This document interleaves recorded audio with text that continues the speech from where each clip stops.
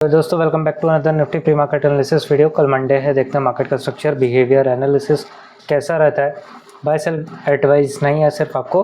Teach करने के लिए मैं ये वीडियो बनाता हूँ। ठीक है, तो सबसे पहले फ्राइडे की क्लोजिंग 24,363 के लेवल के अप्रॉक्स हुई है और इसमें रेड कैंडल बनी है और एक ग्रीन कैंडल जो थर्सडे एक्सपायरी वाले दिन में इतना अच्छा प्राइस अप ट्रेंड था, सोचा गया था कि प्राइस वापस से बुलिश हो जाएगा, पर नेक्स्ट फ्राइडे को ही एक ग्रीन कैंडल लार्ज में बनती है और जहां से कैंडल की लो प्राइस थी वहां तक मार्केट ने क्लोजिंग करने की कोशिश की। मतलब कि यहाँ पास अभी भी बेयर जो है वो स्ट्रॉन्ग है, प्राइस को अभी भी ये लोग नीचे खींचने की कोशिश कर रहे हैं। 1 आवर के टाइम फ्रेम में मार्केट का स्ट्रक्चर थोड़ा सा रीड कर लेते हैं। इसमें मार्केट का all the above trend down trend का है, क्योंकि price lower highs and lower lows का स्ट्रक्चर बनाते हुए आगे बढ़ रही है और ऐसा ट्रेंड में हमेशा रेजिस्टेंट की प्रायोरिटी ज़्यादा होती है। ये ट्रेंड या तो रिट्रेसमेंट 0.5 पे करता है या तो अपने प्रीवियस सपोर्ट को एज अ रेजिस्टेंट के जैसे ट्रीट करता है और आगे बढ़ता है, और ऐसे ट्रेंड में सेलर स्ट्रॉन्ग्स रहते हैं जो रेजिस्टेंट पे या फिर टॉप के लेवल से सेलिंग करके नीचे तक प्राइस को ले जाते हैं। इसमें ट्रेलिंग का भी कॉन्सेप्ट होता है। अगर कोई ऊपर का बैठा सेलर अपनी पोजीशंस को और बढ़ाना चाहता है या फिर अपने प्रॉफिट को और बढ़ाना चाहता है तो हर स्विंग हाई पे वो अपने स्टॉप लॉस को आगे ट्रेल करके अपने प्रॉफिट टारगेट को बढ़ा के और अधिक प्रॉफिट एक्सपेक्ट करके और अधिक प्रॉफिट अचीव कर सकता है। तो इस वजह से यहाँ का स्टॉप लॉस जब यहाँ ट्रेल होता है तो इसकी वजह से लिक्विडिटी भी यहाँ से यहाँ शिफ्ट हो जाती है, जिसकी वजह से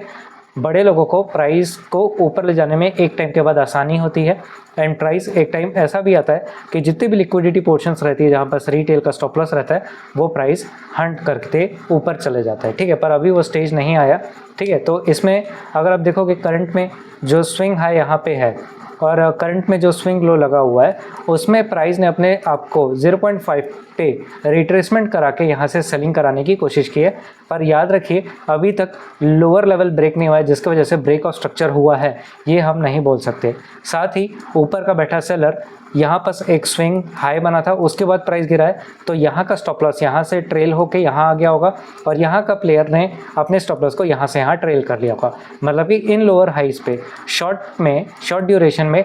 बाय साइड की लिक्विडिटी यहाँ पे और यहाँ पे अवेलेबल है। जब तक प्राइस अपने लोअर लो को ब्रेक करके आगे ट्रैवल नहीं करता हम प्राइस को डाउन ट्रेंड नहीं मान सकते। ठीक है, 15 मिनट के टाइम फ्रेम में मार्केट का सपोर्ट रेजिस्टेंट हम ड्रॉ करेंगे और इसमें अभी लोअर लेवल पे प्राइस जो है वो अच्छा खासा सपोर्ट ले रहा है और अभी तक अपने डे लो को इसने ब्रेक करके आगे ट्रैवल करना कंटिन्यू नहीं किया है। साथ ही यहाँ पर अगर आप देखोगे हम लोगों ने अभी फिब को यहाँ से टच करके पूरा लोअर लेवल तक ले गए थे तो उसमें प्राइस को 0.5 का रिट्रेसमेंट हुआ है, ये हम देख सकते हैं, जिसको हम अभी शॉर्ट ड्यूरेशन में अपना रेजिस्टेंट मान सकते हैं, जो कि 24,633 के लेवल पे निकल के आ रहा है। अब इसमें प्लान ऐसा है कि प्राइस को अगर नीचे जाना है तो इसे अपना ये डिमांड वाला लेवल ब्रेक करना होगा, जिससे ये सपोर्ट रेजिस्टेंट बन जाएगा, जिसके थ्रू ये प्राइस जैसे ही नीचे जाएगा तो यहाँ पास ये सपोर्ट रेजिस्टेंट का जैसे रिएक्ट करेगा, रीटेस्ट कराने का मौका मिलेगा और प्राइस अगर नीचे जाता है तो इस स्विंग हाई पे हम स्टॉप लॉस को लगा के एक शॉर्ट एंट्री प्लान करके प्राइस को 24,200 तक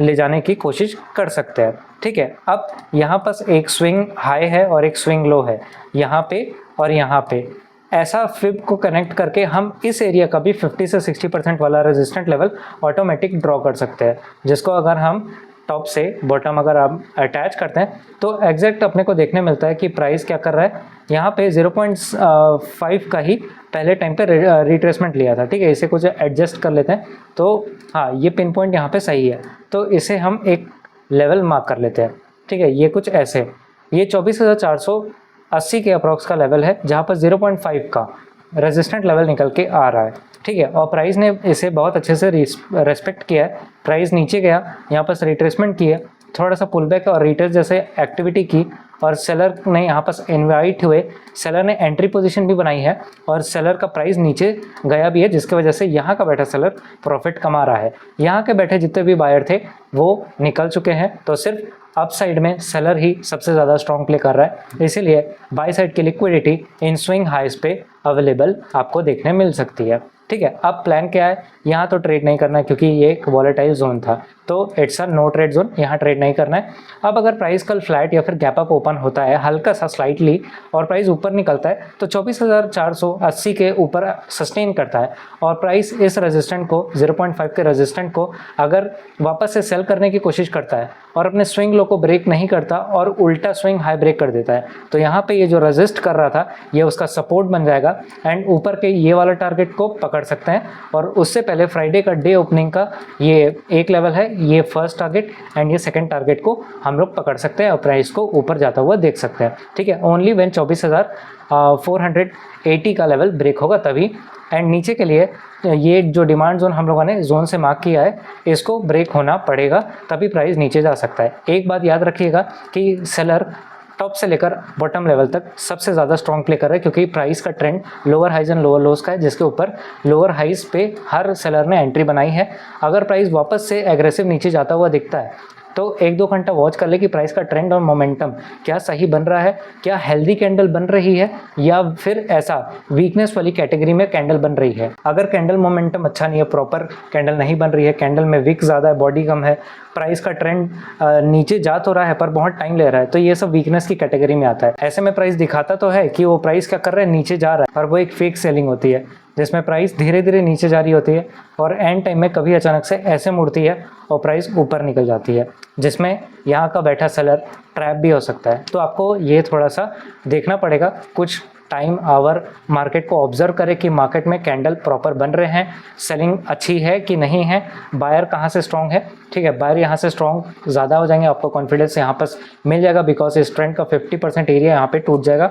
और अगर प्राइस अपने डिमांड जोन को ब्रेक करके नीचे ट्रैवल करता है तो हम शॉर्ट तरफ ही एंट्री प्लान करेंगे बिकॉज ओवरऑल 1 आवर के टाइम फ्रेम में ट्रेंड जो है वो डाउन ट्रेंड ही है और ट्रेंड के साथ ही हमेशा चलना चाहिए। ठीक है, इसलिए रेजिस्टेंट को ही फॉलो करें। पर अगर आपको दिखे कि कहीं पे अपसाइड में बहुत सारा स्टॉप लॉस कलेक्शन हो गया है सेलर के थ्रू और वहाँ पे आपको लिक्विडिटी दिख रही है जहाँ पर रिटेल का सबसे ज़्यादा स्टॉप लॉस होगा तो प्राइस उधर ही मूव करेगा, ये आपको याद रखना है। ठीक है, तो इस तरफ नो ट्रेड जोन, इस तरफ अगर प्राइस ऊपर निकलता है तो कॉन्फिडेंस हाई हो जाएगा, थोड़ा सा ऊपर मैं ट्रेड कर सकता हूँ। एंड